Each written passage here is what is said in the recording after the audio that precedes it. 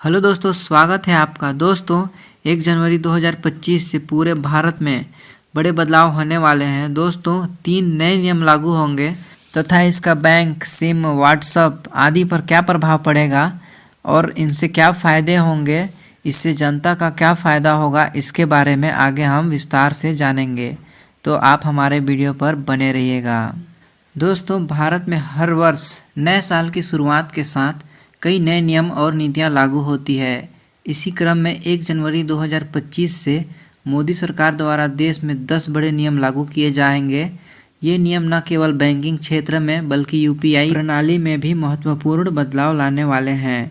इन परिवर्तनों का उद्देश्य डिजिटल लेन देन को और अधिक सुगम बनाना और आम नागरिकों के जीवन को बेहतर बनाना है। दोस्तों इन नए नियमों का प्रभाव सीधे तौर पर आम जनता पर पड़ेगा, खासकर उन लोगों पर जो डिजिटल भुगतान का उपयोग करते हैं। दोस्तों यूपीआई 123 पे की लिमिट यूपीआई लिमिट अब 10,000 रुपये तक कर दिया गया है। इसके अलावा यूपीआई लाइट की लिमिट 5,000 बढ़ाकर रखी गई है।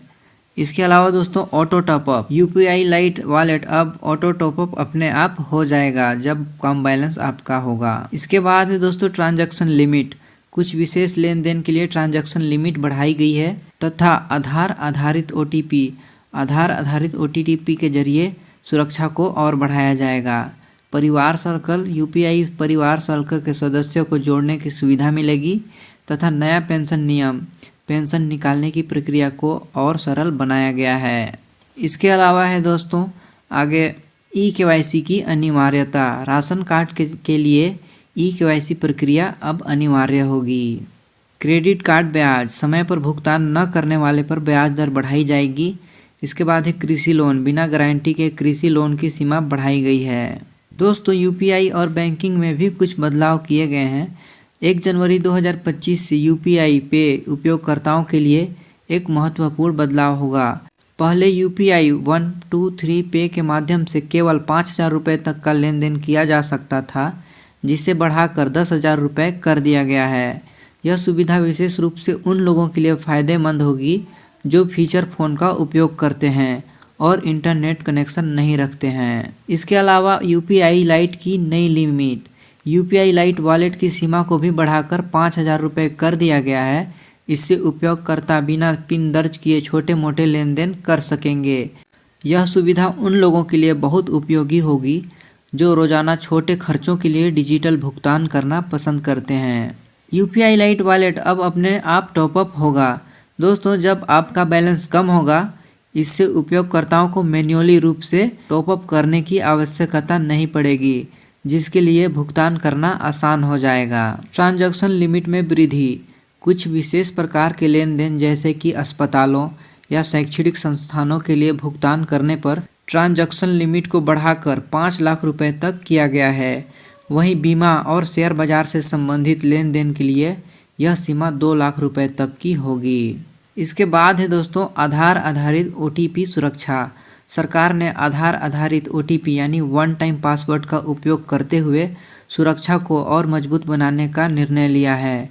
इससे डिजिटल लेन देन में सुरक्षा स्तर बढ़ेगा और धोखाधड़ी की संभावना कम होगी।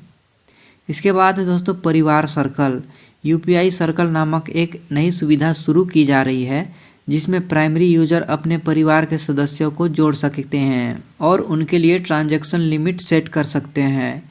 इससे परिवार के सभी सदस्य आसानी से एक दूसरे को पैसे भेज सकेंगे। इसके आगे है दोस्तों पेंशन निकालने की प्रक्रिया। पेंशनर्स के लिए भी एक नया नियम लागू किया जा रहा है, जिसमें पेंशन निकालना अब पहले से कहीं अधिक आसान होगा। अब पेंशनर्स किसी भी बैंक से अपनी पेंशन निकाल सकेंगे बिना किसी अतिरिक्त सत्यापन प्रक्रिया के। इसके अलावा ई-केवाईसी अनिवार्यता, राशन कार्ड धारकों के लिए ई-केवाईसी प्रक्रिया अनिवार्य कर दी गई है, जिससे सुनिश्चित किया जाएगा कि सभी लाभार्थियों की जानकारी सुरक्षित रहे। अलावा क्रेडिट कार्ड पर ब्याज, क्रेडिट कार्ड बिल समय पर न भरने वालों के लिए ब्याज दरें बढ़ाकर 50% तक पहुंच सकती है। यह एक चेतावनी है उन लोगों के लिए जो समय पर अपने बिल का भुगतान नहीं कर सकते। इसके बाद है दोस्तों कृषि लोन में वृद्धि। कृषि क्षेत्र को बढ़ावा देने हेतु बिना गारंटी वाले कृषि लोन की सीमा को बढ़ाया गया है, जिससे किसानों को अधिक सहायता मिलेगी।